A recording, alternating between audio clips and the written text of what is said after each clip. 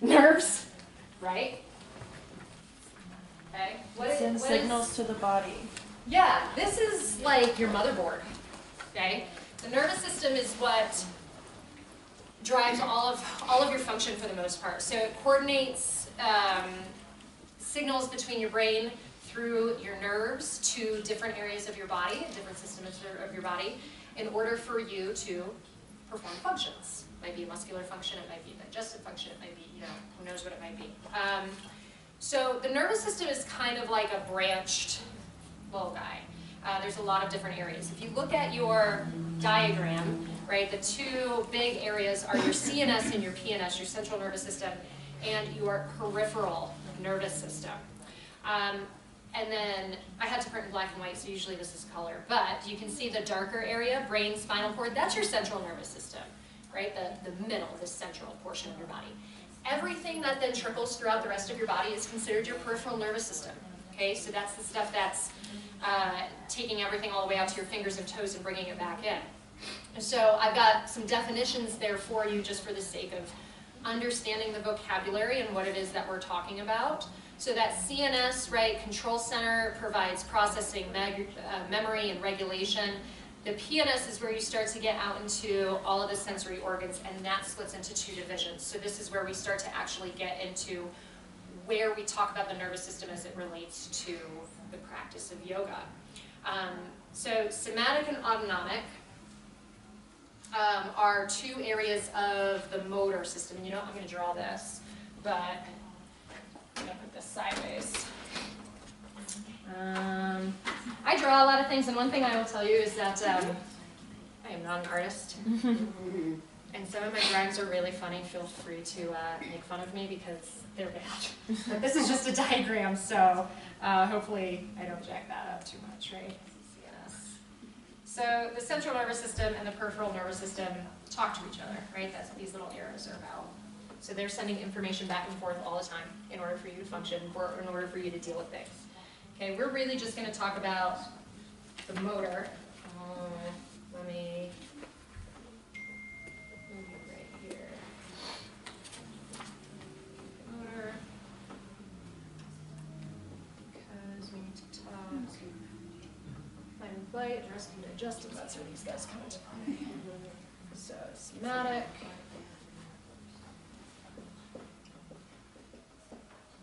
Ooh, there's an eye in there. And autonomic. And sympathetic and para. And this I'm just going to abbreviate.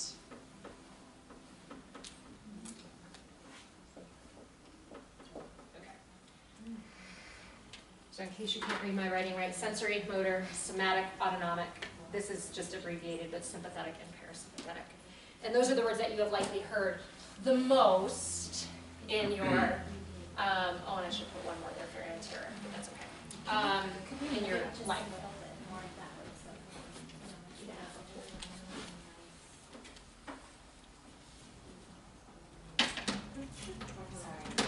No, you're good. Is that better? Yes. Never mind. And I'll move things around so that we can, just let me know if you can't see something or if you need to read anything. So again, I put some of the pertinent definitions on here, but somatic and autonomic nervous systems, so we're already getting down into here, so things that are more involved in motor function of the body. But somatic is more about that like voluntary action of things, right? Autonomic has that word auto in it. These are things that are happening automatically, right? Involuntary responses. And so the autonomic is where we talk about these things like fight and flight, rest and digest. Have we heard these words before? Right? So that ends up being our sympathetic and parasympathetic, and that is what we're talking about a lot of times when people talk about yoga and the nervous system. You will hear the word parasympathetic a lot in the yoga world. Okay, so let me just make sure I hit all of my notes and I don't get ahead of myself. Again, autonomic is that involuntary action, so like breathing, heart rate, things that you don't have to think about, things that just automatically happen, and things that change and have a response based on sensory input. Okay, things that your body's picking up.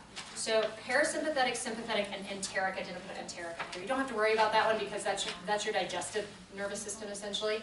That thing works. Don't worry about it. Yoga does not change it. Okay.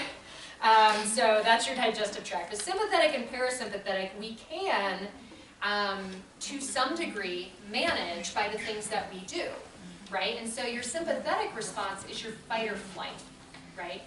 Parasympathetic response is your rest or digest, which is, just the nicknames for these things. But those are the things that change things like heart rate. Like fight or flight is where your body will produce hormones like adrenaline, and it's like the people who are able to lift the car off of the baby. They're in fight or flight, and their body is just able to react to these things that are happening. Parasympathetic is more in play when your body is at rest. You are sleeping, right? You're much more calm. Your heart rate is lower. Your breathing pace is lower, right? Respiration rate comes down a little bit. And so if you think about your sympathetic versus your parasympathetic system, and then you think about yoga, how does it relate? What do you think? What do you think this relationship is? Don't be afraid to be wrong. You probably won't be. I'm sorry, can you ask that again? What'd you say? What was the question? What's the relationship between sympathetic, parasympathetic, and yoga? Well, this is kind of far out, but I was reading the Science of Yoga book. And William Broad?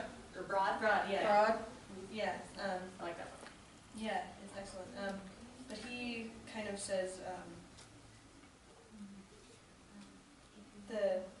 depending on like things like the sun salutation A, and the sun salutations activate your sympathetic nervous system by like building heat in the body and building your heart rate and stuff like that. And then things that are like inversions can kick in your parasympathetic nervous system because they put pressure in your heart, in like your upper right quadrant, upper left quadrant, something like that. That basically slows your whole blood pressure because your body thinks it's too high at that point. So depending on whether or not you're like moving through a lot of sun salutations or doing some kind of inversion, your parasympathetic and sympathetic nervous systems are going to function. Great, and I like that you do this because I do this a lot when I talk about these. That is, it's not far out. It very much is the relationship to these systems and yoga. So all of you are doing vinyasa? Is everybody doing the vinyasa? And then we have quite a few hot trackers, right? You're just hot track. Okay, so we'll talk about that in a second. So now let's talk vinyasa. What have we learned up to? Sun B was yesterday? Yes. Okay, so right now, so think about, you have integration, you have Sun A, you have Sun B. What do you think your nervous system response is to each of these areas? What do you think you're wanting your students to feel? What do you think? Structural balance. The first one. Parasympathetic with like integration? Yeah, and then building it more with the sympathetic one. Yeah, so when they first come in, they're probably coming in and putting down their mat in sympathetic nervous system response. They just drove on Austin Bluffs. Okay. They couldn't find parking. They came in and there was a line. They're almost late, and they put down their mat and they sit down and they're like, my life, right? Yes. Okay. Totally. The teacher also did all of that and also comes in sympathetic response. So initially, right, we try to integrate, right, the purpose of integration is to integrate people onto their mat, into their yoga space, and to get them to sink their breath, slow their breath, get a little bit calmer, get centered, feel grounded, right? Slow moving poses at that point. Lots of more like holds, right? If you are moving, it's like cat and cow. It's really kind of like slow and deliberate. Nothing super, super crazy yet. So we're not necessarily increasing respiration or heart rate at this point. They might be warming up, right? Thermoregulation, like we're getting a little bit more body heat just because they're moving and because they're likely in a warm space. But then as soon as we start to move into Sun A and we start to pick up this pace, now their respiration is likely increasing. Their heart rate is likely heightened above their resting heart rate, at least it should be.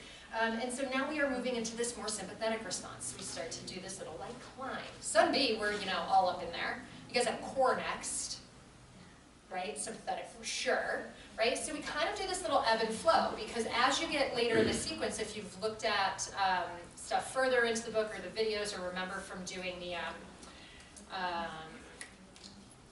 class on day one, right? There will be parts where you kind of ebb and flow between the two. Think like when you get to runner's lunge and it's a hold, right? It's closer to the ground. You're telling people to try to like melt and relax into these poses that are kind of hard. You're trying to elicit more of that parasympathetic response in order to get them to come down off of that crazy high for a few moments so they don't bail on the pose immediately, right? Fight or flight. And then by the time we get to Shavasana, we are trying to get that parasympathetic response so that they come out of here in a yoga coma, forget all of their stuff and ends up in the lost and found, right? Because they're blissed out, right? They're relaxed. That's a nervous system response. You have done your job in trying to get them to get out of this like kind of crazy feeling that maybe you feel like you don't control throughout the day, right? Stress, anxiety, all of that kind of stuff lives in the sympathetic world. So we are trying to get them to balance the two systems a little bit better through the practice of yoga. That's why we do focused breathing. Now, hot yoga is a little different, right? Hotties, people who even if you're not learning how to teach it, if you've practiced it before, right? You walk into that room, and it's like immediate sympathetic. You walk in, and it's like that heat hits you like a mallet to the face, right? 104 degrees, 40% humidity, coming in from like 12 degrees and no humidity. It's it's a harsh environment to walk into. However, there is still a parasympathetic application to that kind of class, right? There's still a cool down, there's still a warm up, there's still focused breathing. There are still areas where as, higher the respiration and heart rate and all of that goes, you're still trying to get people to like come down off of those ledges a few times throughout the class, right?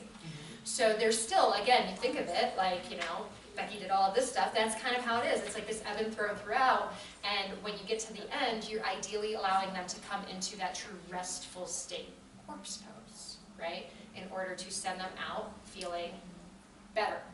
Better means a lot of different things to a lot of different people, right? Does this make sense so far? Okay. So like I said, there's a lot of areas to the nervous system. We can do a whole 12 hours on the nervous system itself.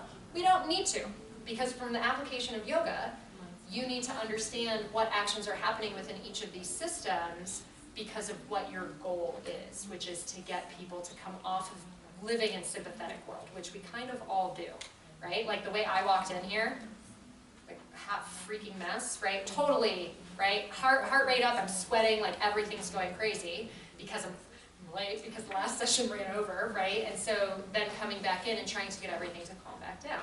So if you look on your second page, it's got two diagrams and split into sympathetic and parasympathetic responses. So some examples of what happens in your body when you're in either one of these responses, and then the diagrams are just helpful because pictures I think are really helpful in learning some of this stuff instead of just reading words. But accelerated heartbeats and stimulating glucose and all of that kind of stuff in your sympathetic versus the other side. I don't need to read this to you guys, you can kind of read this on your own. But again, our goal as teachers is to help people strike more of a balance, right? We need the sympathetic nervous system. We need those hormone secretions. We need our bodies to be able to respond to very, very large amounts of stress and be able to handle things in order to protect ourselves, right? This is like animal instinct kind of stuff. Root chakra, right, kind of stuff. But we want to get people to be able to come into parasympathetic response more often than what the normal person can do, because most people don't get to hang out in this world very much. Yoga Nidra, that's a parasympathetic class, baby. So like that's like all parasympathetic, where people are like half dead, half asleep, and you have to like shake them, wake them up to send them on their way. Right? So Nidra, well, you guys don't have anything on Monday nights. So Nidra's on Monday nights usually, or Friday midday afternoon, like a lunchtime one. So if you can, at some point you've not experienced it, it's just a guided meditation, but try that and kind of take note, right? If you want to be like a little analytical yoga teacher about it, take note of how you feel before you come in. Take note of how you feel when you leave. Right? You might walk out and be like, I totally just slept for an hour. Awesome! Right? It's good. That's kind of the point, is to make people restful. So maybe try that. So let's talk, how many people have taken a yin class before? Okay, what do you think yin is? Yin's a funky one. And think of your own experience with yin. It's like supported stretching and poses and postures. right? So think, I think it's parasympathetic, but at the same time, when you're in that pose for so long, you start to feel that, I gotta get out of here, I gotta stretch, I gotta move something, Wanna so, bail. yeah. yeah, especially if you're doing the dragons, right? So in yin, right, dragon is lizard, or runner's lunge is a more common term, right, this sucker? And they'll like have you do like all of this stuff, only instead of vinyasa yoga, where you're like there for 5 breaths, they put you in it and leave you there for 5 minutes, and you're like cursing under your breath at the teacher. So, theoretically, right, you think, oh, yin, it's in a cooler room, it's slow moving, that's parasympathetic. Maybe.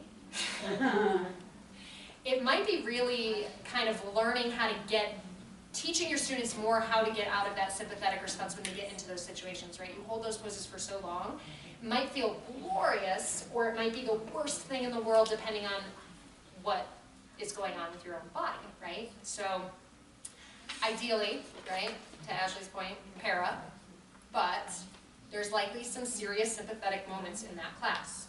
Now let's go on the flip side, right, restorative yoga. Do we know the difference between restorative and yin? Yes. What is it? Restorative, they use a whole bunch more props. Mm-hmm. Is that it? I think so. Okay. Anybody I feel else? Like restorative is still kind of a flow. It's just the pace is like I don't feel like there's like in the Sun B where it's like get the heart rate up. There's none of. I don't feel like in restorative there's any of that. Like there's not an attempt to raise. No, there's not. So a true restorative class, we have things called restorative flows where there is a little bit more movement than a traditional restorative class. Traditional restorative, you set up and bye-bye, right? You use a whole lot more props than you do in yin, because in restorative, ideally your body isn't doing the work. Props are holding you in place, right? In yin, your body is still doing the work. Okay, so it's still a much more active application of getting into those postures. So with restorative, again, kind of putting it in the Nidra category, that is mostly all parasympathetic. There's very little sympathetic response unless somebody has maybe an injury or something like that, where something actually does hurt because there's something going on, right? So, but yeah, yin for some people can be very, very challenging from that perspective, and it kind of fires up their nervous system in a way they didn't really expect, because people will go into yin thinking it is restorative, and it is not. So, so just again, applying this to different styles of yoga and different styles of yoga that you see here at the studio, or that you might actually end up wanting to teach, right, and understanding what we're trying to do to people's nervous reactions in those situations. Okay.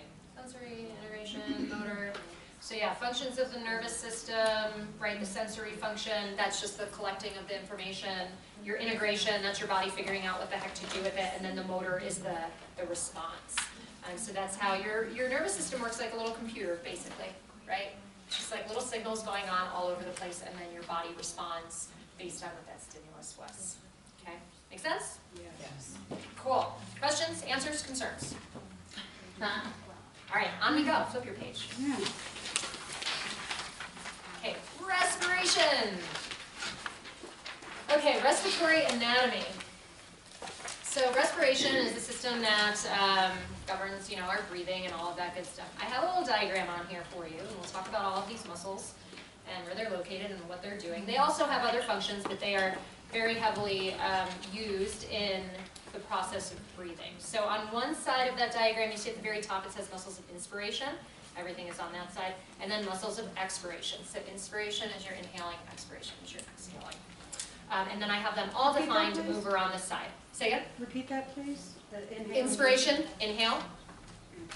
Expiration, exhale. Thank you. I-I-E-E. Yep. So you inhale on one side and you exhale on the other side? Just the way the diagram is, everything that's below those muscles of inspiration, those are muscles that are related to inhaling. And then on the other side is just so that you can see it one side or the other. That's good to know. Yeah, it's just for the diagram purpose so that you know which muscles So both predominantly go with those muscles which. are on both sides. They're on both sides, they all work together, okay? So muscles for respiration over on the side where I have everything defined. I'm gonna go through these first, and then I'm gonna draw something really bad. I don't know why drawing lungs is so hard, but I'm gonna do it, so you're gonna laugh. And then we're gonna do some activities with some breathing and learning some different breathing techniques with some props and understanding how these muscles work. Okay, so the first one, you can write in SCM, sternocleidomastoid. It's your SCM. Don't worry about ever saying that huge word. So this muscle, you can find this one on yourself pretty easily, and I can usually make mine pop out a little bit because my neck muscles are pretty visible.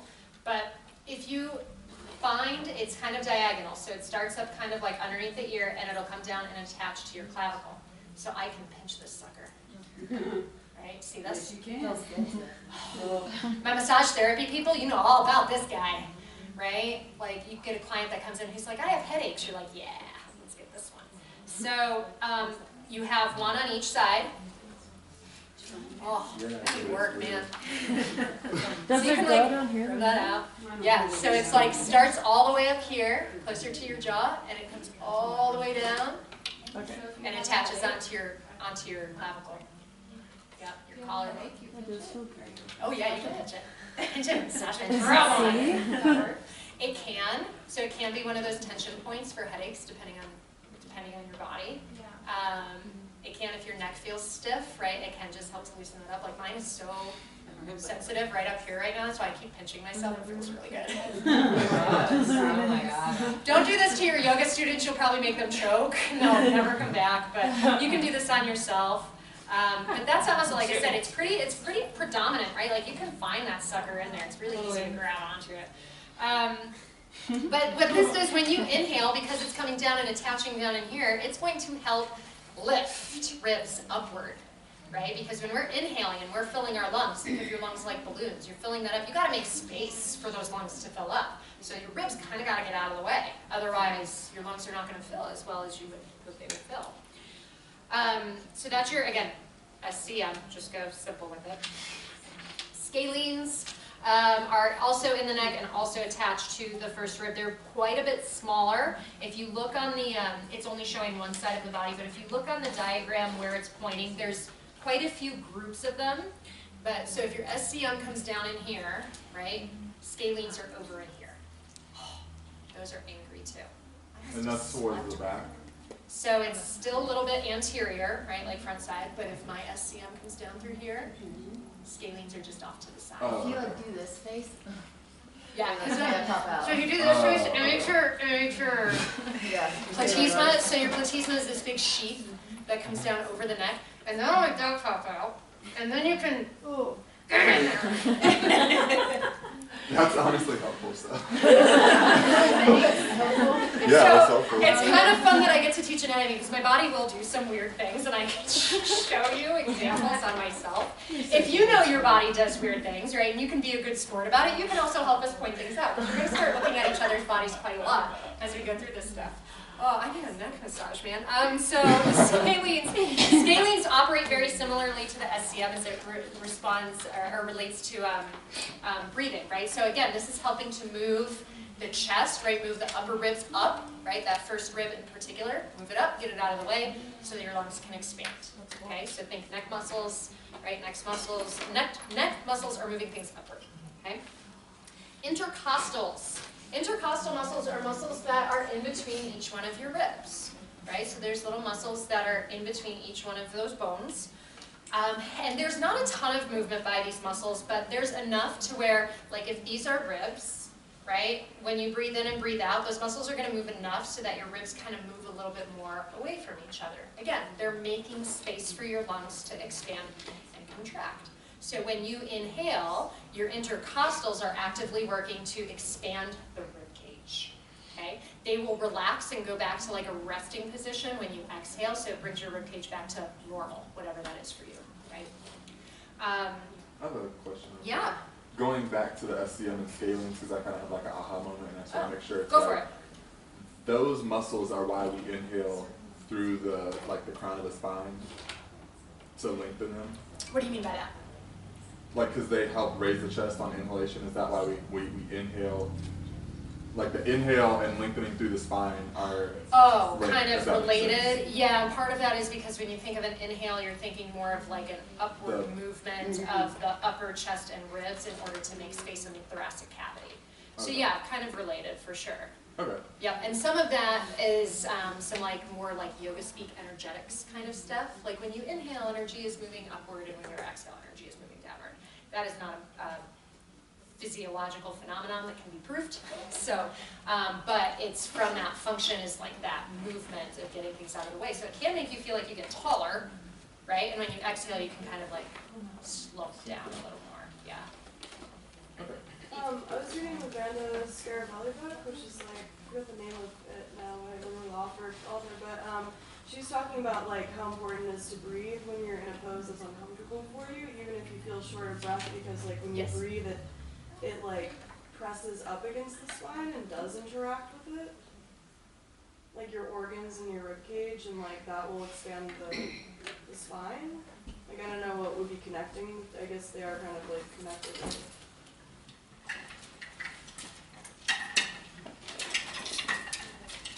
Okay. So ribs, right? Connect into each one of the vertebrae in order to create a joint, right? So if your lungs are in here, you should bring balloons. That would actually be really helpful. If your lungs are in there, right? Do the ribs on the front side of your body, are they the only thing that move? No. Do these ribs also move? Yeah. So yeah, there is a little bit of motion in the spine. It's not going to be dramatic, right? It's not going to be super dramatic, unless you do that. But yeah, you will feel some movement, especially through your thoracic spine. So cervical is neck, thoracic is mid-back, lumbar is low back, right? The thoracic spine, a lot of people won't have a ton of movement there because this is the most immobile portion of your spine. And most individuals don't have great mobility in that portion because we all do this all day long and we're kind of stuck in that position. So it can have an effect here. What else? Did it say something else? I'm trying to think of all the stuff you said there. I mean, basically that it like expands.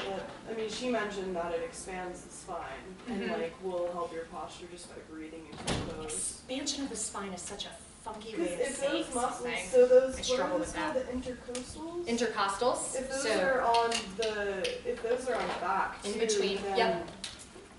No, I mean obviously the back. Yeah, I don't know. but the intercostals are not moving your spine.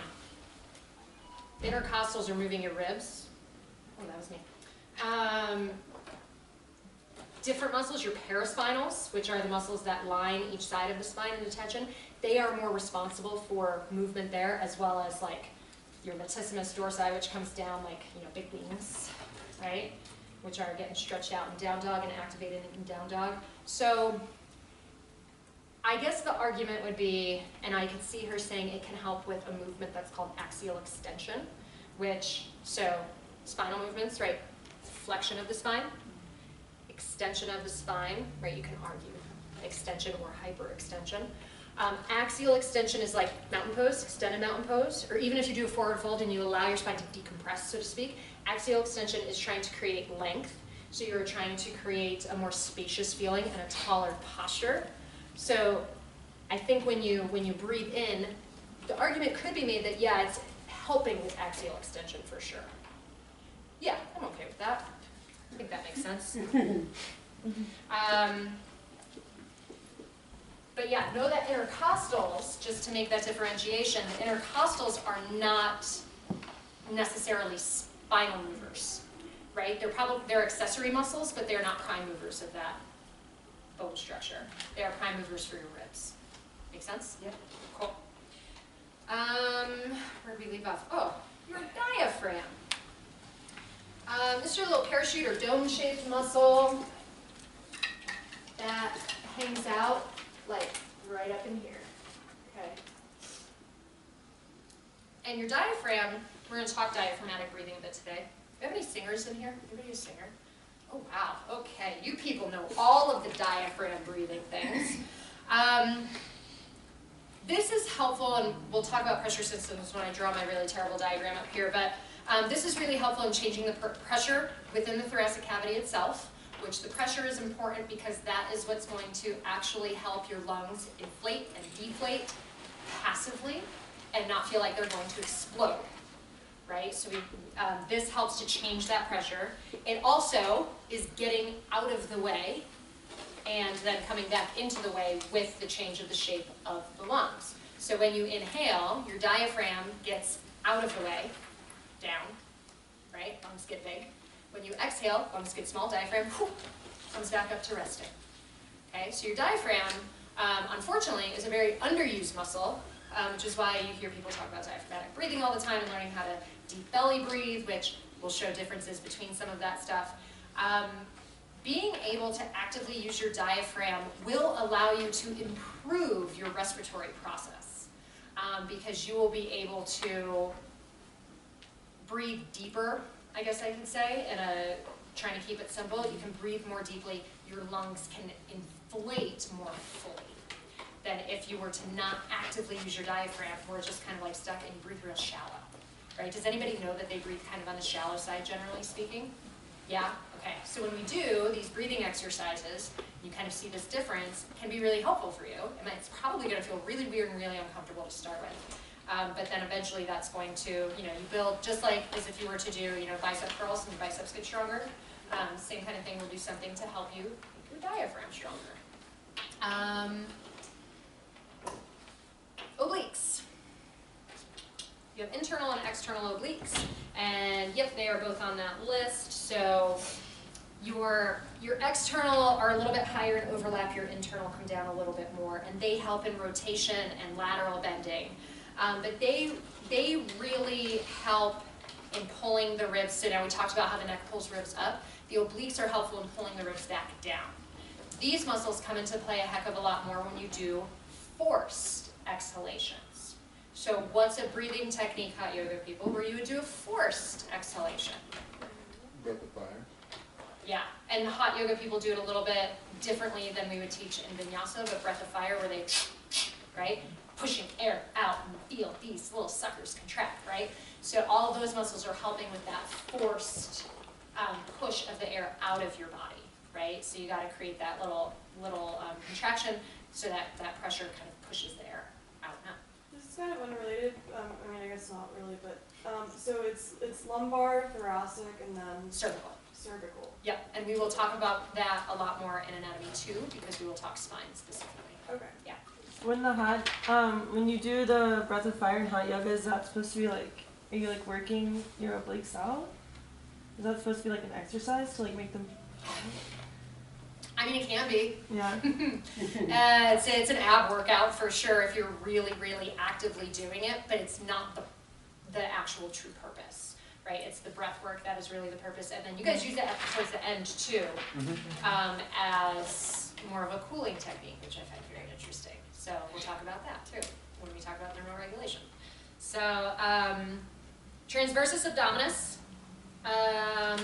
in my opinion, arguably your most important muscle of your core, your generic core, right? So the transversus is it's kind of like an internal corset, okay? So this is deep, you can't touch it. Like if you're touching your body here, you're not feeling your transversus. Your transversus is a deep muscle, it's underneath a bunch of other stuff, and it contracts and kind of like hugs you in, right? In order to provide stability to your trunk, right? So this helps us with posture and all of that good stuff, and this is what's really helpful, especially for women like post-pregnancy, is retraining that muscle because everything gets so stretched out after when you've gone through being pregnant.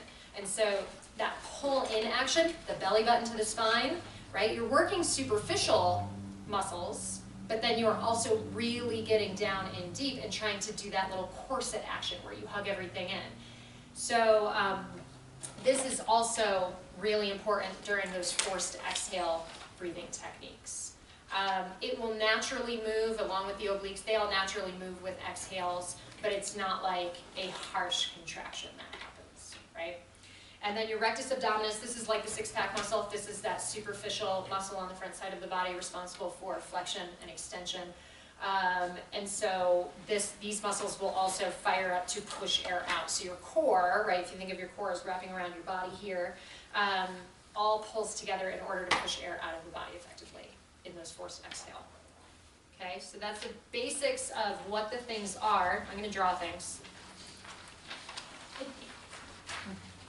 think I'd be good at this. To be honest.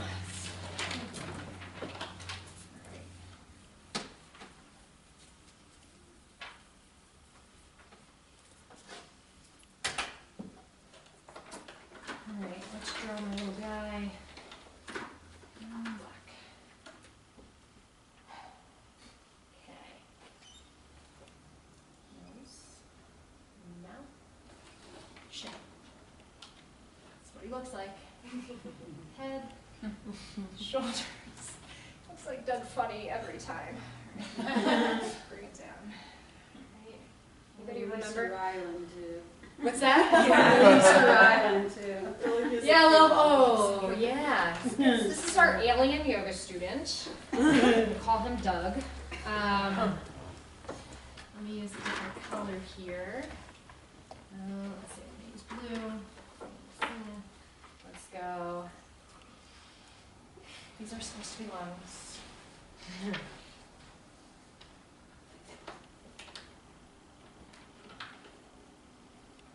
That sounds terrible. Those are big lumps. And then I'm just gonna draw pathways.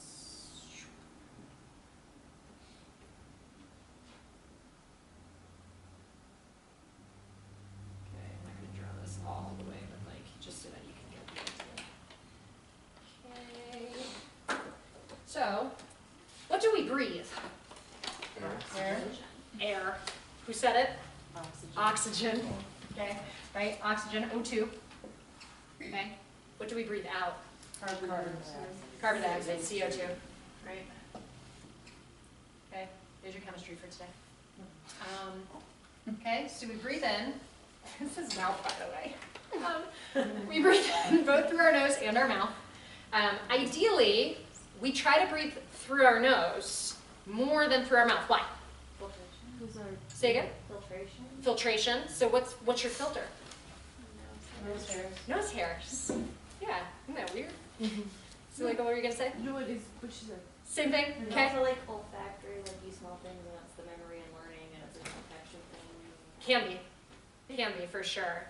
Filtration is a big one. If you breathe in through your nose cold air, what happens?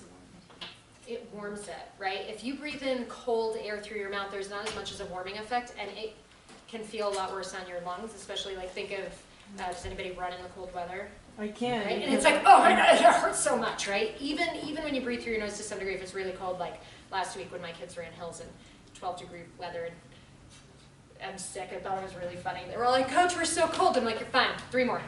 We'll be fine, we're going inside in 10 minutes. But it's still harder on the body. But this helps to not only filter out, I was going to say poison, pollutants that are in the air so that they don't come into your lungs because that's bad for us. But it also helps to warm the air so that when it comes in, I know poison, right? But so that when it comes into your lungs, it's warm and your lungs do not get like that kind of seizing up feeling that can happen when you do breathe really cold air. What other bad things can happen if you just always mouth breathe? Which is really funny to say. Dry What? throat. You won't have friends. Your mouth gets dry. Your mouth can get dry. Yeah. Like all this. Yeah, it's all connected, right? Everything can kind of dry out, and like we're supposed to be well lubricated internally as well, so that, you know, just like if we put lotion or oil on our skin, so we want our skin to be supple, we want the internal areas to be supple as well. Any other ideas? Do we have any dental people in here? We would. Oh no, wait, no, she's eyes. No.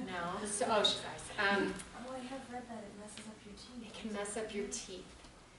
Mouth breathing can have a negative effect because of bacteria, again, filter, right? Because of bacteria getting into the bones and actually causing tooth decay and issues. It can also change the shape of your jaw, which is very funny. You can look up the research on that stuff. So your jaw, ideally, I break his jaw every time with a treatment. This is Scully, right? That's not break agent Scully's jaw. So it's kind of like a U shape, you know, like a nice U shape. It's not a V. Your jaw can actually become, like your tooth line can become more V'd if you mouth breathe. Is that a tooth? Rough shape. Oh yeah, I've knocked out teeth. I've broken shoulders. You're a Good job. So the curvature of the jaw, right, ideally is more of that like rounded kind of nice rainbow U shape versus a V, which again, you can Google it and see it, be like mouth breathing and jaw shape. It's weird, man. So breathe through your nose. Unless you're congested, obviously you can't. Okay, so, and it's not going to happen that fast, so if you're like congested, don't freak out. I know, I'm like making everybody worry now. Like, oh my god, when I'm sick, my teeth are going to fall out, and shit's going to happen to me. Okay, so when we breathe in, right, this all travels down through the windpipe and into the lungs. The lungs have little systems within them where the oxygen travels through and ends up in these little air sacs called alveoli. Those are my little air sacs, right? And those little air sacs are able to have a respiration function between the membrane of the lung and the rest of your body. So that's how oxygen gets out into your bloodstream. And then it rides on these little things called red blood cells, like little cars, through the highway of your body, through your circulatory system. And that's how oxygen gets dispersed through your entire body because we need O2 to function. Your muscles need O2 to function. So it's like when yoga's teachers are like, breathe into your toes. Well, you can breathe into your lungs, but your circulatory system can take oxygen to your toes, right? So we are ideally trying to get people to use the full area of their lungs in order to pull in as much oxygen as possible to then disperse the oxygen into the body so that it travels through your body and keeps you nice and happy and functioning. Make sense? Yes. Okay, so our diaphragm, which is a different color. Diaphragm hangs out here, roughly. Okay, I talked before about high pressure systems and low pressure systems. I'm just going to write high out here and low in here. So the pressure on the outside of our bodies is higher than the pressure on the inside of our bodies. Why is this important? Keep your organs from falling out, maybe? Osmosis, it keeps us breathing. Not necessarily from falling out, but think if this were reversed. If it were a high pressure system internally, what would happen to your organs? They'd be under stress. Oh, okay. You die. Stress. Right? Yeah, You die. stressful. You're not, yeah, stressful, it's very stressful. Sympathetic response to death, right? So when you breathe in, right, like we said before, your diaphragm moves down and out of the way and helps that low pressure system so that these lungs can open up against lower pressure instead of higher pressure so that they can inflate, right? If you think of blowing up the balloon, they can inflate nice and easily, right? You don't have to be like, okay, brain tell lungs to inflate, right? They will do it partly due to the change in pressure. Make sense? Eve. Is there like a medical condition where you forget to breathe until like you tell yourself to breathe? There is, I don't know what that's called. I feel like I do that. No, well actually maybe not because I survived the night. But I feel like sometimes I like forget to breathe. Yeah, apnea is when like you're sleeping and your body stops breathing and they put you on breathing machines and Okay, stuff. so maybe it's just Or like, medications. maybe I'm just a shallow breather then. Maybe a shallow breather, but there are some conditions where people do have, it's arguably a nervous system issue because it's an involuntary response breathing, right? So if you don't do it until you tell you have to actively create that neural pathway to tell yourself to do it, there is something not happening correctly in your nervous system. Right? Because that's why I start with nervous system, right? Because everything will always come back to your nervous system. That's your computer, right? That's your hard drive. If your hard drive fails, all of the things fail, right? Your keyboard doesn't matter because it won't work. What else did I want to say about this? Did I miss anything? Inspiration, low pressure, allows lungs, blah, blah, blah, got it. O2, blah, blah, blah, blah, blah. But Got can't it. you like positively affect your nervous system? And if so, what's the thing affecting it if your nervous system is the thing that controls your whole body? So we kind of talked about that, Yeah? right? Your brain? But that's your nervous system. Right? So you're talking about, so what's the stimulus that could affect the nervous system Other in a than external. positive way? So what do you mean other than external? Well, Like other than external stimuli? yeah, like I don't know if I'm you understanding can, your like you could affect your own nervous system, right? Yes, by what you do, and so that's that sensory input. There has to be a sensory input. But your nervous system is what affects what you do, right? Your nervous system processes what you pick up and then affects what happens. Does that make sense? Yeah, kind of. I'm not sure what I was asking anymore, to be honest. I guess, yeah. Like, 'cause it's like the That's head okay. thing, but it's like what's above that, like if it is affected, like, I don't know. I guess I'm trying to talk about your soul, but I don't know, it's not making much sense. It's not a medical thing. Yeah, it's not a medical thing. I can't but- answer that question. I can't. That cannot be dissected and put under a microscope and analyzed.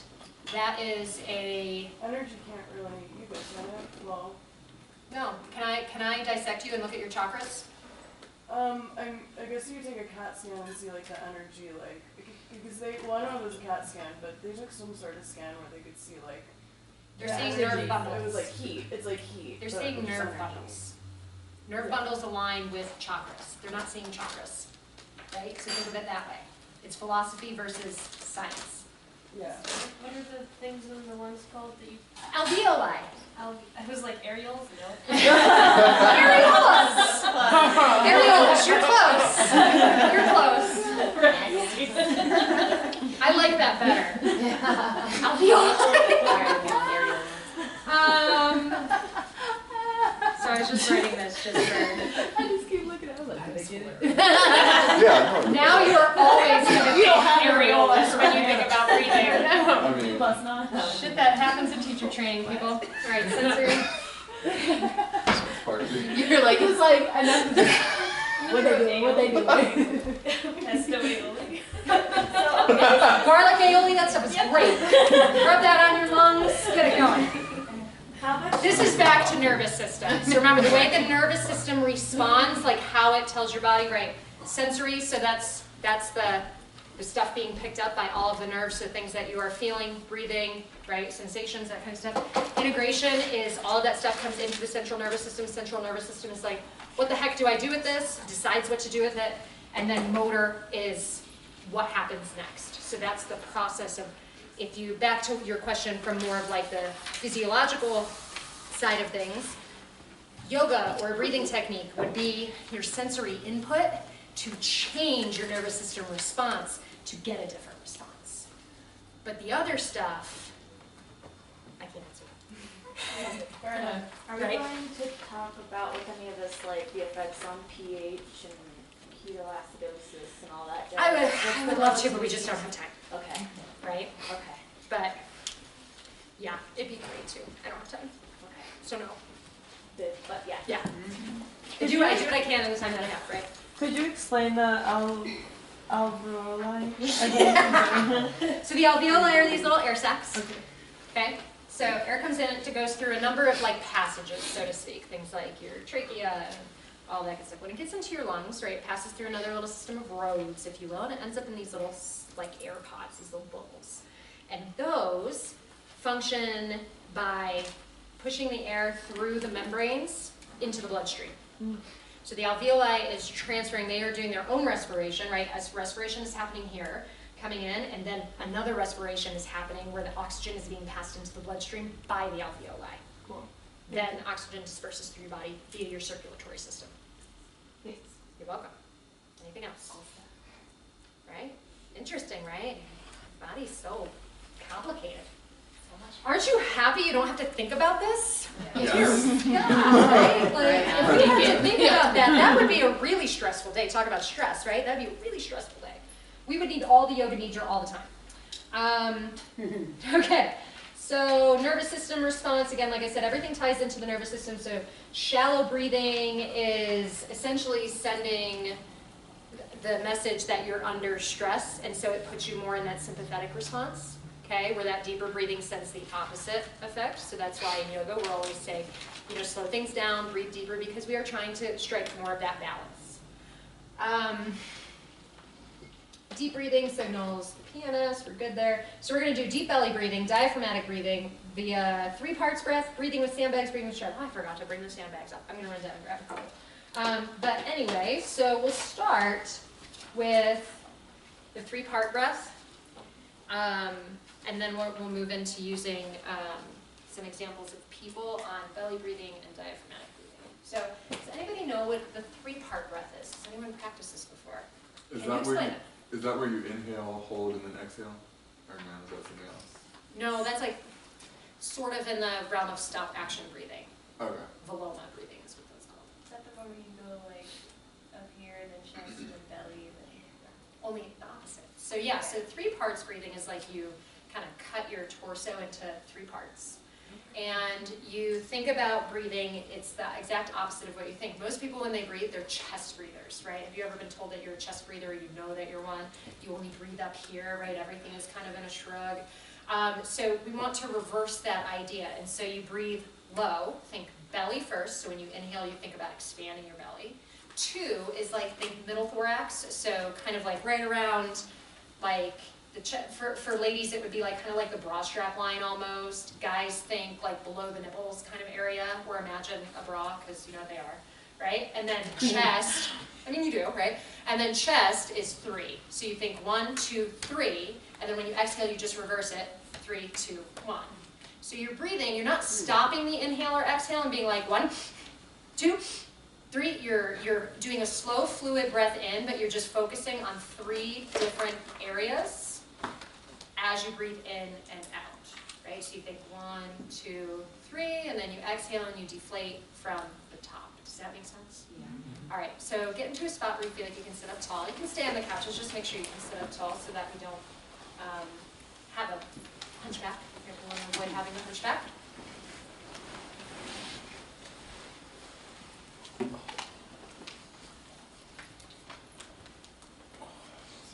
this the one that helps with the diaphragm? Sorry. It can, we're gonna get more into that one next. Okay, so everyone sit up tall. I don't care what you do with your hands, you can just rest them on your legs or in your lap, whatever. You can close your eyes if you like, sometimes that's just helpful because you can do like your own visualization, focus a little better, but open eyes is fine. And then let's all just take a deep breath in together. And a nice deep breath out together. So now when you inhale again, think belly, mid-ribs, chest, and of course go at your own pace. And when you exhale, think chest, mid-ribs, and belly. And then just focus on those 3 areas individually as you inhale and exhale. Go at your own pace. We're just going to do this for a few rounds, just to start understanding the areas of your body that move.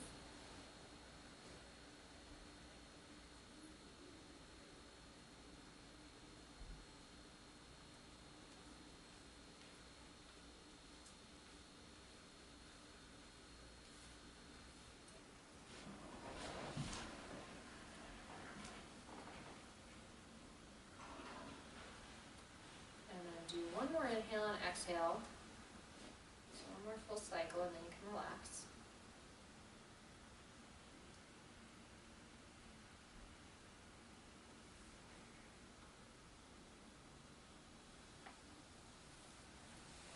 Anybody find that difficult? It's okay if you did. Yeah. The only thing that I found difficult was I feel like it's just imaginary. Like when I know like when I'm breathing in, like my lungs are inflating together. It's not like they're inflating at the bottom first Yeah. and then up and then like I know my diaphragm is moving. Right. And so it's okay to think of it as like imaginary. What the purpose is to get people to move this area rather than just up in the chest, right? Because like you said, you know, your lungs are kind of inflating together and your diaphragm is doing its own thing. It's not like your belly is what breathes because it's your lungs. So it's okay to think of it that way. The purpose is to get more of that full thoracic movement instead of just chest movement. Does that help? Yeah, that helps. Yeah. Thank you. Yeah, I was gonna say like it's opening up, like using that visualization is opening up the muscles below your lungs so you can breathe into the bottom of your lungs too, right? Right, so it's helping to start to create this idea of diaphragmatic breathing to increase the space in the thorax for your lungs to do their thing. Because if you don't create enough space in the thorax, they can only expand so much, you know? You'll kind of stop them short. Did I say another hand? Yeah, I feel like as I was trying to visually focus on the different parts, like I was tightening. Is that? Oh, like overthinking it a little bit. Yeah. Or is that? Yeah, you Is that overthinking? I think you might be overthinking it a little bit. Think of it, the next time you try it, think of it as more of like a passive action, like it's a nice slow fluid thing. It's not like a hard contraction. Yeah, yeah. Deanna? Yeah, I like practice this breathing. My dad teaches Chinese martial arts, and it's called the very Daxian. similar. Mm-hmm. Yeah, and so what I do, like, I push my belly out, like almost like you're pregnant. That's Like good. Yeah, you have belly to get, breathing. You have to get comfortable with like not sucking it in. You know what I mean? Like you have to just like kind of let it. Which, as a Western society, we're not comfortable with that. It's very uncomfortable, and it's a mental block to like, no, Yes. it's okay, push it out, because that's, and then you could kind of more, yeah. You have to give yourself room That's what I was to doing. breathe. Make Yeah. space. Make space. Okay, so on the topic of making space, can I use you as an example because you're familiar and you can do the I thing? have to show my You don't have to show your belly. We can see you through the through your shirt. I'm just gonna kind of slide these on there. I always just like to use somebody who can do it. So I'm gonna show. So people will talk about diaphragmatic breathing and belly breathing as the same thing. I'm gonna separate them for a reason you'll see here in a moment. I'm gonna have you lay on your back. Gives me like the blood like, hey, you did it to yourself. You started talking all the, I do these things, I know how to move my belly. That's what you get for being smart. So the reason I'll show this on the back is so that you can actually see belly movement, right? So I want you to just don't try to do anything, just take a normal breath and kind of just notice in this area where you're seeing movement. So she's pretty good at belly breathing. You see a bit of movement in the chest, right? So the next time you inhale, I want you to think about taking a really big belly breath. Chest, there's the belly. And relax. Man, yeah, you really can. I can't do it that much, right? That's a really good job, right? Singers are really good at doing it. Sometimes cheerleaders, because they yell a lot, right? And they have to use that diaphragm to create more boom in their voice, right? So do it again. So everyone, right? Notice this is a belly breath, right? Big inflation and relax. Okay. Okay. Question about, like when I swim, Hmm. if I do the American crawl, I think I'm gonna drown. Okay. Because, I don't know why. But American crawl. Do you mean like butterfly? No. Oh, freestyle. Freestyle, okay, so. Oh, okay. I don't know, so there's American something about crawl. the way that I'm breathing. Is it just shallow, or do I need to do like a belly breath? It might be, so it's hard because with a traditional freestyle swim, your face is in the water, right? You're not breathing, and you come up, Right. right? Every few strokes you come up, you just take a breath in, right? So it'd be a really great question for a swim coach. Anybody coach swim or was a swimmer? Yeah, you're a mermaid? Where's your, Legit. where's your I'm not a mermaid anymore? Oh, sorry. Oh, mermaid like Okay, so can you talk to that at all? Because I'm not a Kind swim, of breathe I'm a in. lamb mammal. It's kind of weird. You have to breathe in like evenly throughout your whole torso. I noticed that when I swim, because like I'm like following kids a lot and I'm like up, right? I actually breathe in more to my chest because it helps me just stay afloat. Oh, The the I don't have buoyancy. to work as hard. Yeah. But I kind of hold that air in, and I take shallow breaths, but I have a lot of air in there already, so I'm not breathing out completely. Yeah. I'm supposed to breathe from. Oh, I see. So yeah, you kind of breathe from your Yeah. belly and your chest at the same time, but you don't take a full inhale through either part. It's not a yoga breath. Yeah, it's not a yoga. No, breath. I was just not as curious Yeah. because we're talking about breathing. Yeah, no, yeah, swimming is a very different beast because we can't breathe underwater. So yeah, there's a lot of pull air in and hold it in there. You know, so there's still oxygen content in your body, but yeah, I don't do that. So I do. I swim like this with my head above water.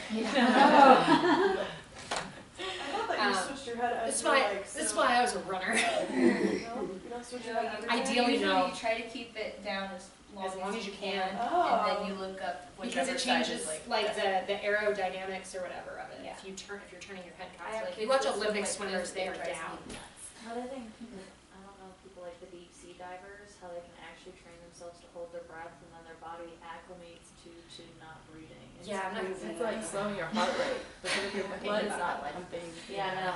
I'm not about that. I like But good times for those people. Yeah, that's what I'm thinking. Like you're holding your breath. I don't know. Maybe I mean, your body's your more body acclimated can or less adapt to acclimated. a variety of different things, like the holding the breath, or swimmers can do things, or again, like the belly breathing, like it just depends on your circumstances and what it is that your purpose is to swim.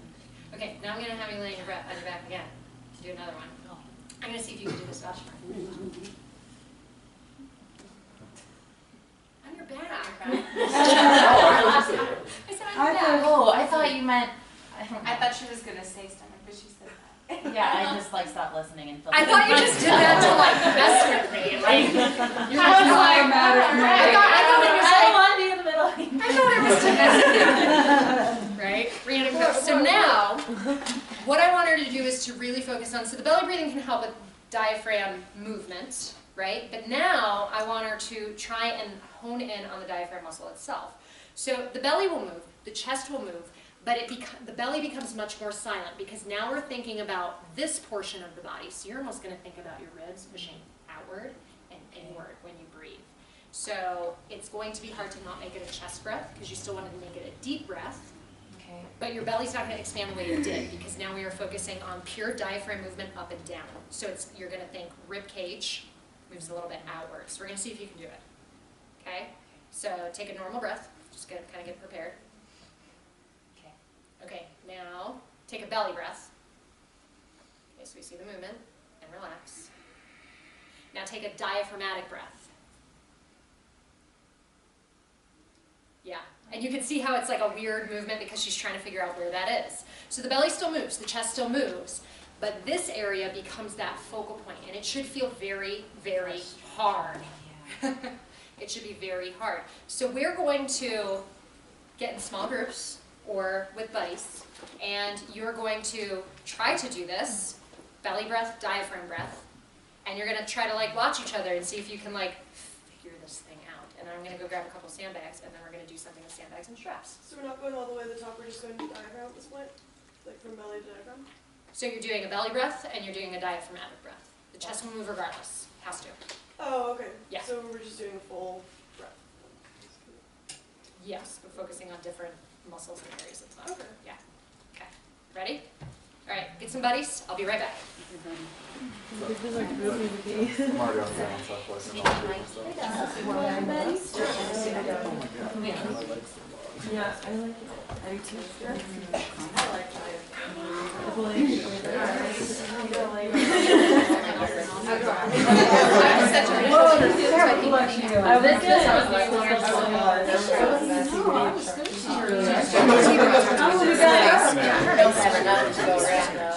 Are you guys buddies? I mean, you can just group it. Yeah. So which one are you doing first?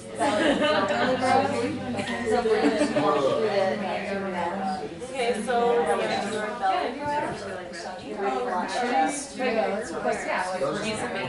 I was trying to do a normal one, just to get there.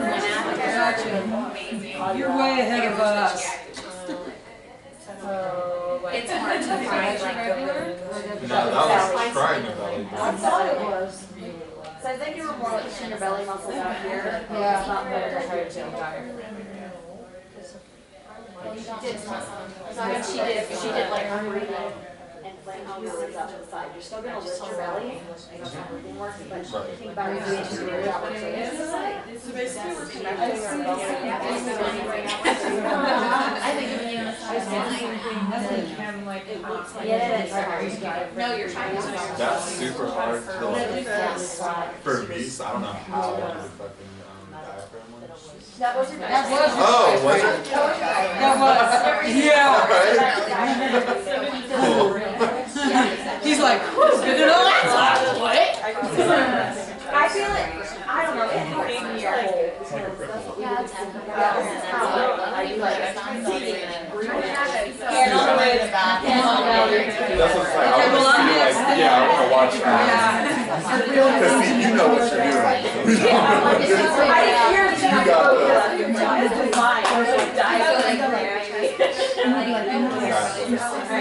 Normal breath. Yeah, it's just like, you need your just to like help my balance. Yeah, I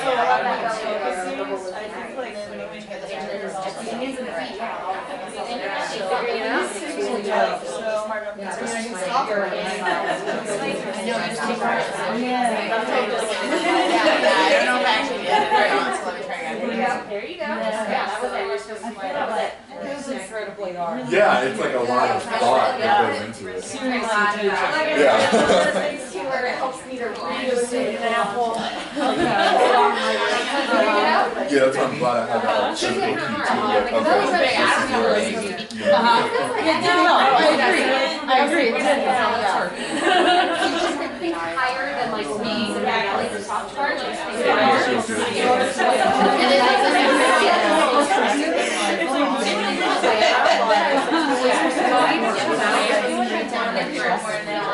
I guess like Your turn. So, I know we're all like it's different. Okay.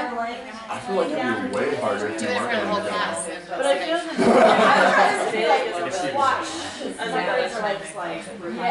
I see your hands doing it, yeah. I don't know. I can't come up with it. It's weird. You got it. I don't like it.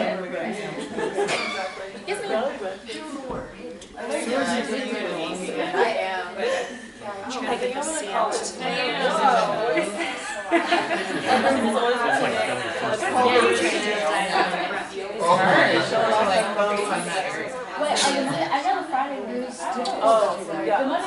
This is adding weight. This is the bicep muscles. Okay, I see.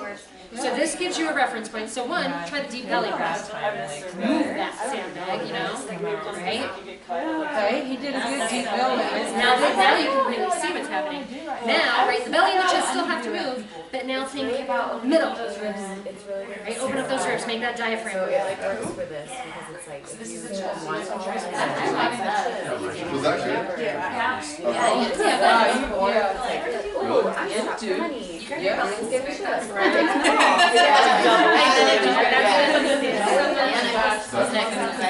Yeah, I know why.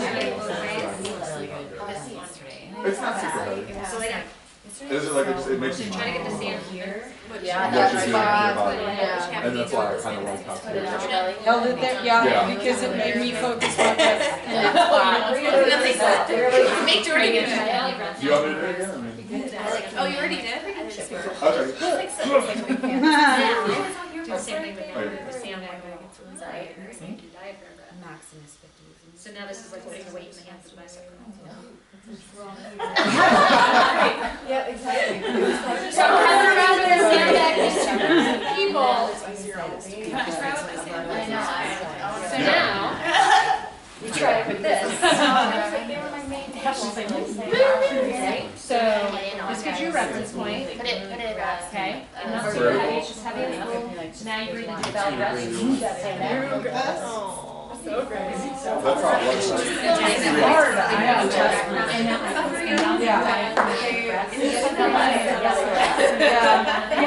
what Oh, okay. Yeah, visually that makes sense so much more sense. Well, they just Yeah, 'cause, hired like, like doing it, like, She went from one to the other. Really well? Oh man, okay. Immediately. I have it like muscles. But everyone That that was was real fired, I good. think needed to get fired. Yeah. I think Nicole. This needed to happen a lot. Oh. I think, yeah. She can belly breathe for sure. And you can Yeah. see where her focus goes though. You can see different areas of her body. So I have one more sandbag for anybody else who wants to try it with using the sandbag on your belly to chest. So you can do both breaths with that. It gives you that reference. Sorry. So we'll take 2 more minutes. Quick little chest one. In case you haven't had a chance to use the sandbag yet, you can have that.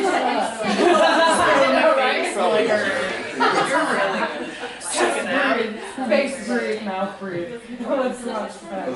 It's It's harder with the sandbag. Oh yeah. engaging. The sandbag can also have, it's not for everybody, but it can have kind of a calming effect.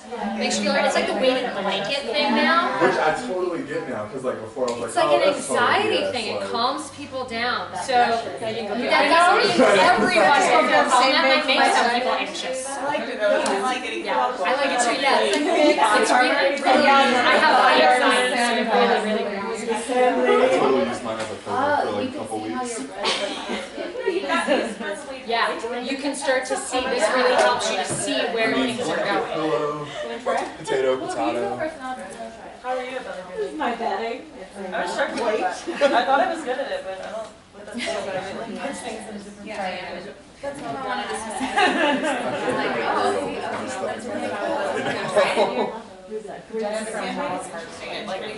Do you teach it, regarding, like, since we're at altitude, to give anybody like, hi, you just got off a plane, you should probably wait a few days to acclimate before you try to go. Don't you? Yeah. That's about it. Yeah. Yeah, don't go do the incline on day 2 of being in the Springs. Yeah. There you Relatable. go.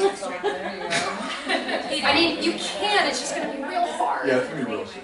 Oh, I yeah, have a bad friend who does those crazy mask configurations for his workout. I'm like, you come here, you like, Yeah, like the hyperbaric chambers, yeah. This is like, I am. Okay, let's bring it back to the circle, please. It's been a while. So, just for the sake of time, I'm going to continue to go on. I'll just explain what you can do with the strap, which can help with some of these specific areas I'm focusing. You can get a strap or a belt or anything. You're going to put it around that kind of middle section. Tighten it up enough so you feel like it's snug on you, and then breathe and move the strap. Yeah, that's, if you thought the sandbag was hard, the strap is like, take it up another notch. You don't pull that strap so hard where it's like, I can't breathe, I can't expend balance. You want it to move a little bit, but it's snug enough that it's not gonna fall down on your body, okay? So that's another tool to help with breathing.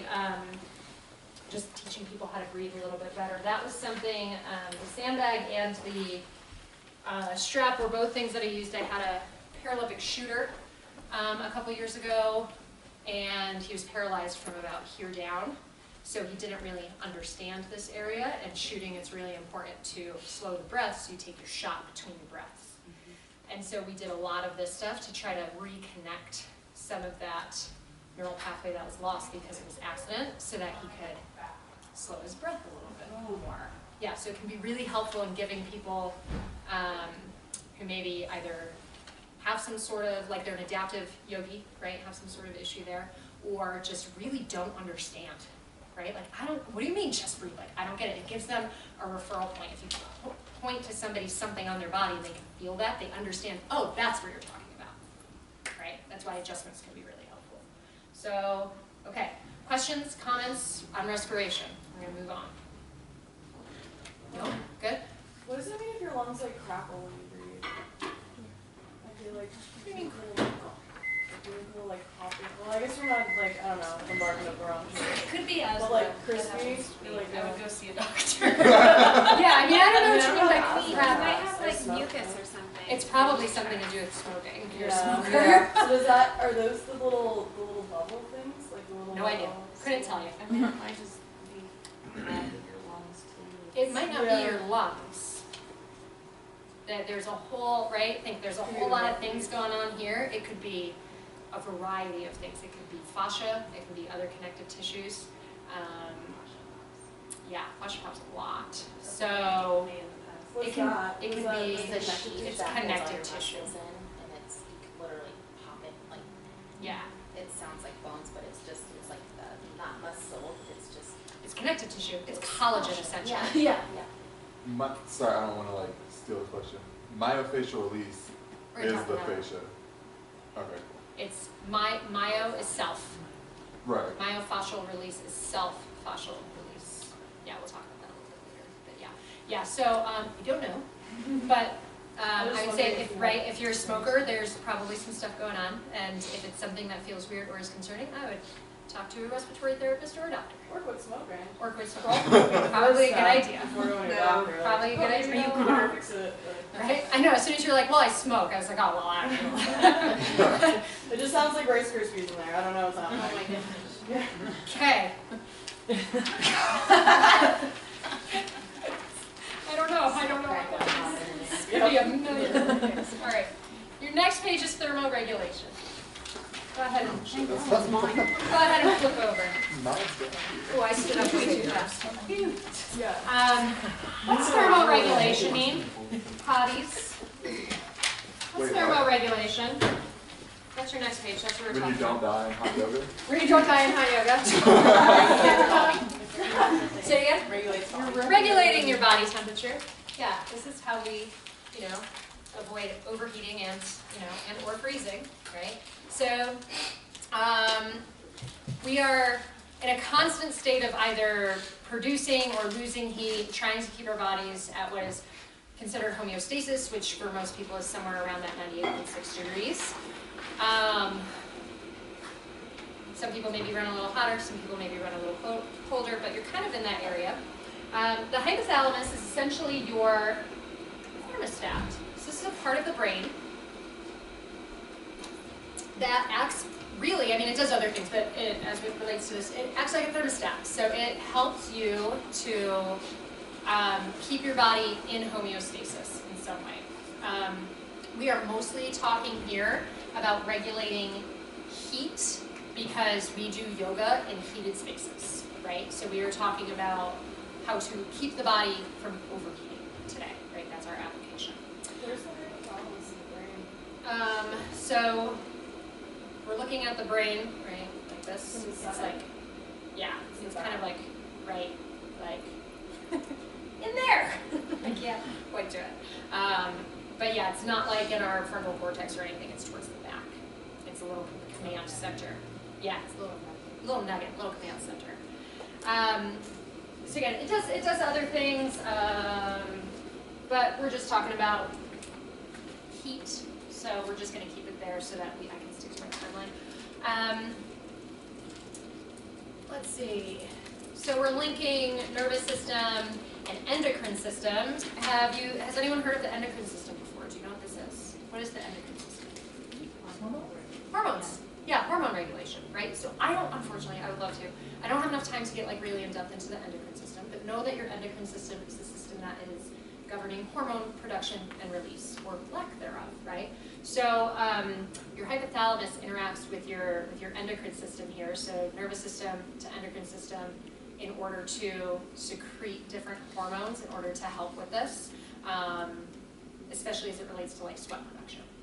Okay, so anybody in this room a non-sweater, straight up you cannot sweat, you have that genetic disposition? Only in the hot room, but okay. So you're a low sweater, but if you're in the hot room, you sweat? Yeah, but other than that, I don't know. So some people, there are, I can never remember the name of the disorder, so if somebody knows, you can let me know. There's a genetic disorder where your body does not produce sweat. So it makes it a bit harder for your body to cool itself, because one of the dominant ways that we cool ourselves is through evaporation. If there's no moisture on your skin, there's no evaporation.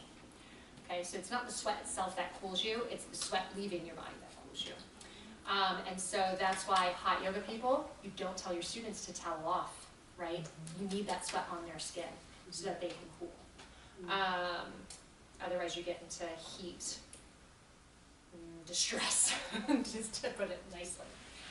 So I put a little chart on here. I don't have any fun graphics, sorry. It's hard to find a good one for this. They're all kind of overly complicated. 4 ways that your body can lose heat, right? Conduction, convection, radiation, and evaporation. I just talked about evaporation, so let's stick on that. So this is, water moving to gas, so the evaporation of sweat. That is mostly how we are regulating our body temperature as we go throughout our days, right? We get hot, our body produces sweat evaporates, we cool down, okay?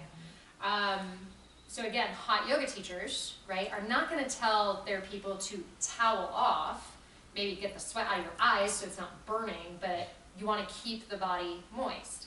Even in vinyasa to some degree, if you're teaching a power class that's 90 degrees, I wouldn't tell people to towel off, just wipe the sweat out of your eyes, maybe sip a little water, don't chug it, that'll make you feel pretty gross. But sip a little water and then come back into your practice, right? But the sweat is an important thing. Now, if you have an individual who shows up to your class and is like, I do not sweat, doesn't happen. That doesn't mean they can't cool their body. There are other ways in which they can cool their body, but just know that they, especially when it comes to like hot yoga, they are at a heightened risk for heat illness. So you just need to be mindful of them. It's not that they can't do it, you need to be very mindful, right? Make sure that they are safe. I read in the hot yoga pamphlet that like one of the symptoms of heat stroke is not like Correct. Your body will stop sweating. So that must be a big risk. Yes. Yeah. So yeah, if your body is not sweating and then you can't evaporate, if you are getting into heat stroke, one of the symptoms is your body stops producing sweat. Another symptom is you turn like red. Like your skin starts to just like turn red. Regardless of your skin color, you will start to see that like red hue to it. And that's a danger sign, right? So then you want to administer your, process there. If you have somebody else in the room who can help you, that's always great. Okay, so let's go to the top of the list then. So conduction, right? The middle is the definition, and then I give you examples on the side. So losing heat through physical contact with another object. So coming into contact with cool water or ice, so like, jumping into a pool in the summer, as long as the water is cool, right? A hot tub's gonna do the opposite. Or even sitting on, like, you ever sit on a cold chair, like a metal chair? And that'll help to cool you down immediately too, because that conduction, right, that whatever that object is pulling that heat kind of off of you, so to speak, right? So it's a really quick way to cool yourself down. Cool rag on the head, on the neck, right, at pressure points. Wrists are really good. I used to rub my wrists underneath water. I was in a hot class once and saw somebody who was probably ready to have a heat stroke, and the instructor started pouring the cold water on here. Yeah. Yeah. Yeah, it's just another, they're kind of like, God, what do I want to call it? It's not a pressure pipe, but it's like a, Regulation point, Yeah, and it helps that, that cooling process, like, it's a little quicker, right? So kind of behind the ears is one of those points, wrists, inner elbows can be one, and sometimes behind the knees can be one. That sounds really weird, but behind the knees, behind the neck. I heard somewhere that like the armpits are a really good place. Armpits, yes. Yeah. Right, when I get nervous, I put my hands over here like this. Don't smell them. In emergency You guys know what I'm talking about? Yes. In emergency medicine, if you're in some sort of frostbite scenario, this is exactly what you do. Yeah, and because that's also a warming space. Yep. So if you have something cool, put it under there, right? Like our armpits get very, very warm. But yes, also for warming. I do that. So I have Raynaud's. You know what Raynaud's is? So the outermost extremities of your body, fingers and toes specifically, just don't get very good circulation, and you have vasoconstriction, which is like the vascular constriction when you are exposed to cold. And so extreme cold, I look like I'm frostbit, like I have really, it's gross. So some of you might also have that. I feel like it's pretty common. But I go under my armpits a lot. It's a lot. Yes, it's very common, much more common in females than males. Yeah. Like my hands are cold to the touch right now. Mine too. Like, actually only one of them. Yeah, you're like me. Oh, you're like red, sweltering heads. Okay, so conduction, right? Coming into contact with something cooler in order to cool you down. Convection, that's the movement of air or water across the skin. So a fan, a pool can be an example here too. Again, that's water, splashing your face with water, right? Like moving that, the air or moisture across the skin. In order to make you feel cooler. And radiation. So you don't come into contact with anything, but you left the hot room and you came out into the lobby and you felt immediately cooler. You didn't touch anything, right? You didn't touch anything, you just, that air temperature made that change, right? So going out into the, colder weather, or, that can also be an inverse thing where you go from a cool area to a warm area and it helps to warm you up more immediately. So even if you're in a hot room and you use a fan, even if it's like hot air because it's in a hot room, it can still be cooling. Okay, so that's the difference between those two. Yep, and that's why you guys ever do one of those where you kind of like blow air on your own face? Like even that, even though it might be hot air because you're hot, it still has some sort of cooling effect. It's not going to be huge. It'll be small, but it's still some sort of cooling effect. I'll do that if I'm mountain biking and it's hot. I wear a camelback, I'll drink in water and then spit it on my arms, get the moisture on my arms to help cool me down, right? So you can use any of these ways to help assist your body in cooling outside of your body creating the sweat response in order for evaporation to happen, okay? So we have a couple of breathing techniques, more breathing techniques. What else do I spot on my thing? Let me make you bigger. My eyes don't work today. A couple of breathing techniques for cooling. Has anyone ever been introduced to a cooling breathing technique? Not the breath of fire, hot yoga thing. Any of the other ones? Like the curling the tongue and. Yeah. Or Taco the tongue. other one. The taco tongue. So Satali breath and Sakuri breath is what we're going to learn. I'll write these down. So we can... Yeah.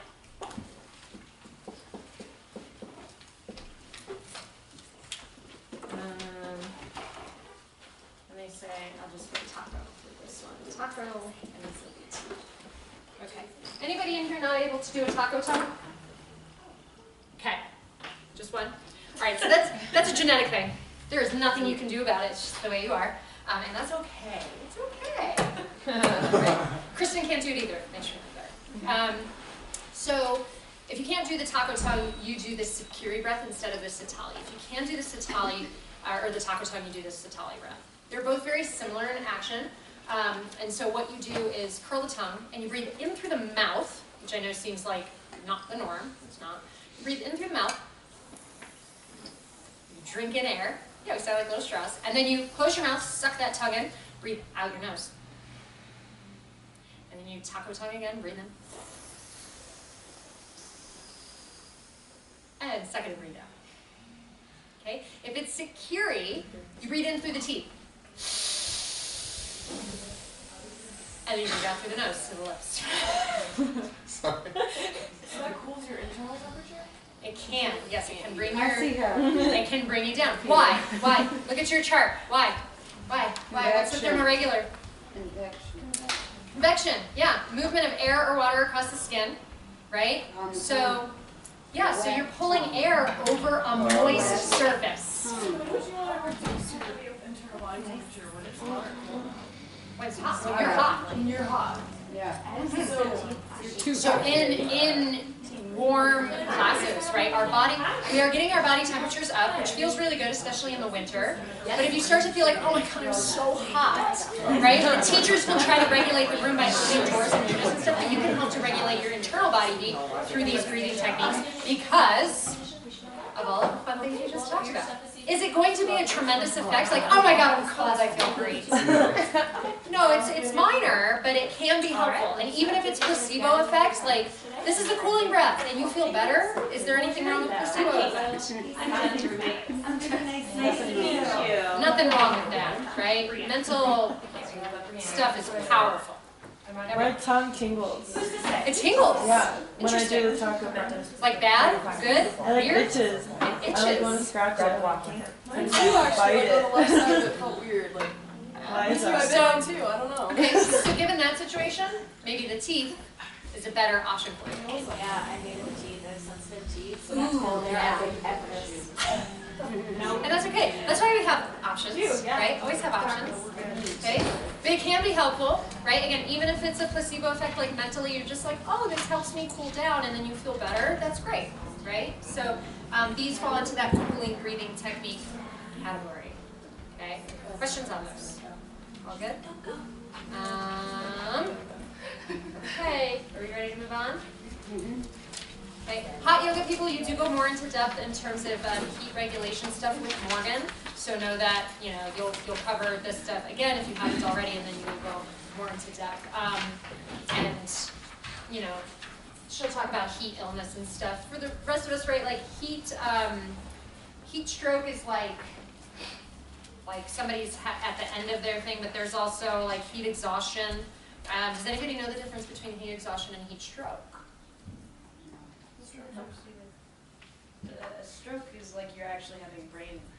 You can't, yeah, things are starting to shut down at that Blood point. is not getting there. Sweat production stops, like just circulation is, in a bad place. And instead of respiration being really high, you've surpassed the exhaustion standpoint and your respiration actually starts to like plummet you're not getting oxygen anymore, and your body's like shutting down. So that's like, it's a very uncommon thing that you're gonna experience this, but you might get somebody who has a little bit of heat exhaustion. They may feel nauseated, they might get sick. You might have dealt with this at some point, and you wanna help them to cool as quickly as possible. Can like altitude actually increase your chances of injury? I've seen a lot of people like on the incline. I would think so. I would too, because of the. The incline's less obvious oxygen. because of all of the other Yeah. factors. However, it would kind of make sense.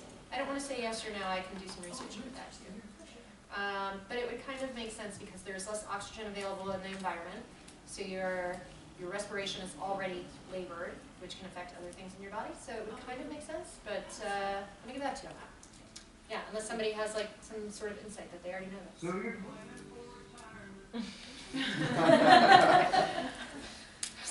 Johnny Cash? Sounded a little. All right. Question. Let's see. Do you have an insight or I have a question. A little bit. Oh, John. But doesn't altitude affect how fast you dehydrate or how you stay hydrated? It can, yeah. It can be much harder, especially before you get acclimated to that altitude. It can be much harder to stay hydrated because your body is in a heightened like stress situation because of lack of oxygen and how that's affecting all of your body's systems. So your body is utilizing things at a high rate, so it can be harder to stay hydrated for a longer duration. Can be, not will be. Everybody's different, right? So definitely can be a factor for sure. Anybody else? Okay, good to move on? Now, I've written things down in 18 different places. Where did I want to be right now? When did I want to give you a break? We're going to take our, oh shit. We're going to take our lunch break in 6 minutes. We'll have a 30-minute break. So let's talk really quick, and then when we come back, we'll get into what I like to call more of the fun things, like where we start to like poke at each other's bodies and see things that are going on. So you have an anatomy basics page. Where it says like anatomical position and starts to give you some terminology. So anatomical position is this guy. What is that? Yoga teachers in training? It's Tadasana. Fancy. Anatomical position. So the anatomical position is a person standing upright with their palms facing forward, arms alongside the body, bless you, feet apart and also pointed forward. You might see some anatomical position models where they're pointed slightly outward. That's, okay. But generally the toes are forward-ish, and you're facing forward. So this is important as we start to understand anatomical terminology because this is like your starting point. So when we say things like flexion, extension, anterior, posterior, it's based from this as the starting point. Okay? So that's where sometimes you think that something is flexed when it's really extended. It's because you have to think, where did it come from this position? It's, that's the medical terminology of it. However, I will say that in the world of yoga, if you get some of those, like if you say flex when really it's extend, that's really like with the wrist too. It's okay. People understand that you're meaning bend, so it's okay. So again, like I want to reiterate, I don't expect anybody to ever be an expert and use terminology as you feel it's appropriate and you feel comfortable with it, kind of like Sanskrit. But don't feel like you are required to, because you are certainly not, especially if you're unsure, because then misinformation will be there, right? Basic anatomical terms as we start here. There will be a lot more terms coming at you very, very soon. I put these in a box chart there where they kind of go together. So anterior and posterior. Anterior is front of body. Posterior or posterior, people like to say. Back side of body. Superior and inferior. Superior towards the head. Inferior away from the head or towards the feet. Medial and lateral. Medial is towards the midline of the body. Lateral is away from the midline of the body. And superficial and deep. Superficial is towards the surface. Deep is, you can't see it. Okay, so it's like rectus abdominis versus transversus abdominis. Okay? So when we refer to different muscles and different things, right, some of those words might come up and that'll help you like directionally kind of understand what it is that we are talking about.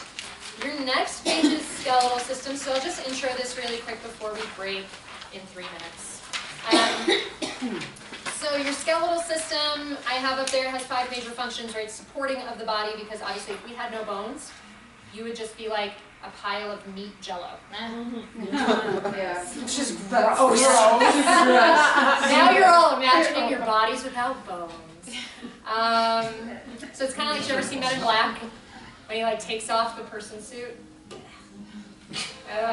So it facilitates movement, so it doesn't necessarily, right? If your bones, if you were just this and you had no meat, right? Can Scully over here move himself? Not so much, right? But it can facilitate movement because your bones will provide attachment points for muscles, which create movement. Protects internal organs, right? Especially we're talking about the location of like where your lungs are, right behind the rib cage, so that our lungs aren't quite as vulnerable as if they were not protected by that. It helps to produce blood cells and stores and releases minerals and fats. So bones are really, really important. We have a lot of bones. You don't need to know all of them, and you don't even need to necessarily know technical terms, although some of them will come out here today, and that's okay. The more you know, the better, but again, don't feel like you need to use all of those technical terms when you are teaching people. So if you look at our little skeleton there, the appendicular and the axial skeletons, kind of like how the nervous system is central and peripheral, this is very similarly split. Your axial skeleton is that central area that looks black. Skull, spine, ribs, and sacrum, the triangular bone there at the bottom of the spine. Appendicular is arms, legs, pelvic girdle, right? Pelvic girdle is the things that go into making that pelvis look the way it does. Wait a minute. So the black is what's not being. The black is what it's talking about. The black is what it's talking about. Correct. Yep. So, and then I put the little chart up there with the words. I try to do pictures and words because I know everybody learns so differently. Some people like words, some people like images. So I try to do my best with that. You did good. Thanks. This has gone through so many iterations. So I think I change it after every one, at least a little bit, just to like add in some stuff that has come up. Then there are all different kinds of bones. This is kind of like a, let's nerd out on anatomy for a minute, and the more you know. This does not really relate to yoga so much. Joints make much more of a difference in terms of our movement, but I think it's good to just understand that we categorize things into all of these different areas and understanding what they are, because then if this does kind of whet your palate and you're like, I love this stuff, then you have a base to work from, right? So long bones, bones that are longer than they are wide. Femur, what's your femur?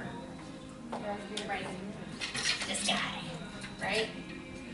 The big leg bone, your thigh bone.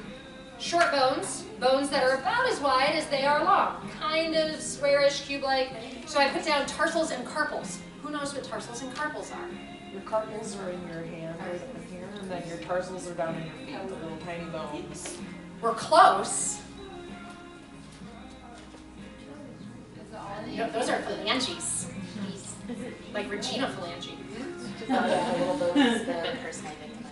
Ankles and wrists. So hands and feet are metacarpals and metatarsals.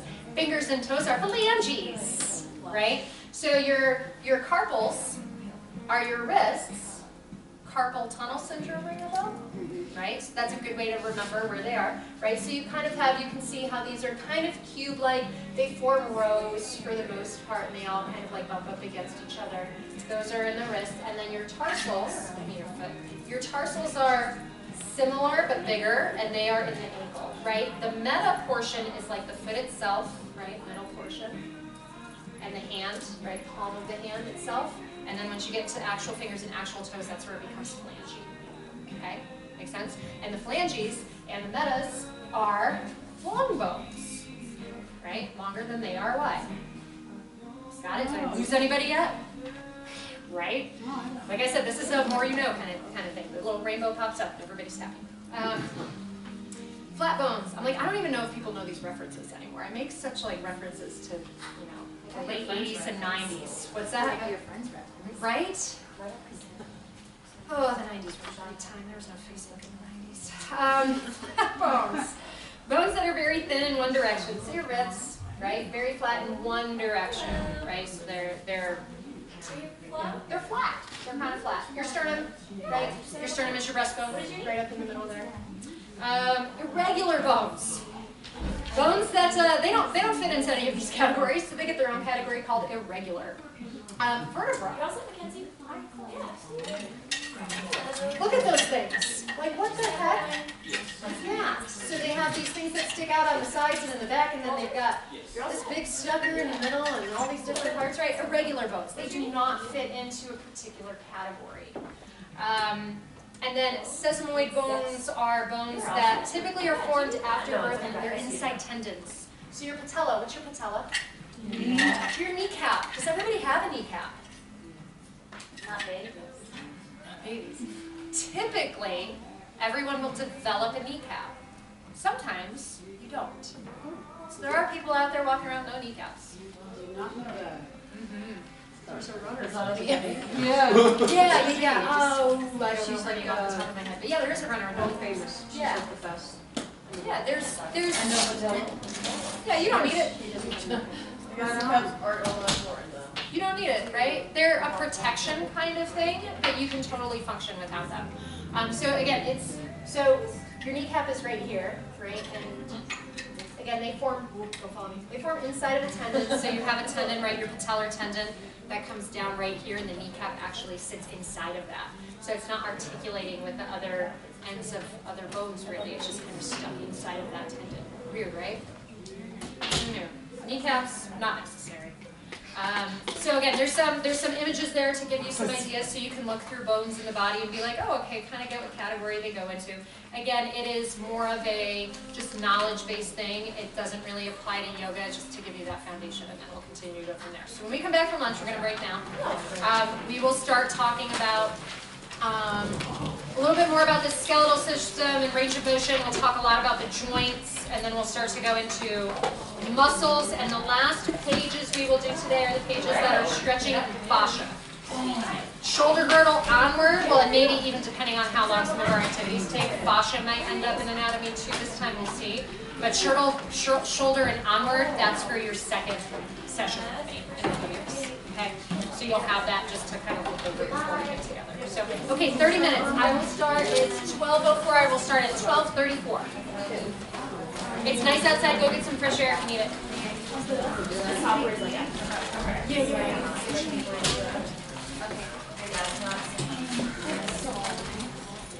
Oh no, it's 5.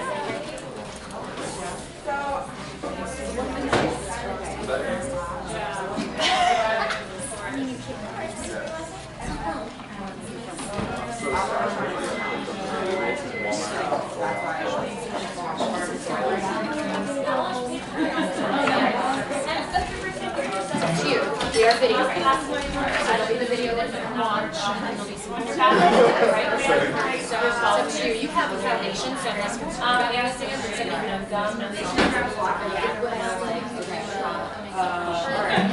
not the full thing. Not the full thing. I would just give you some things to do to process those because you won't be ready to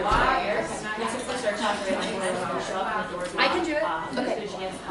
And do I just make it as a yes. Let me pause this.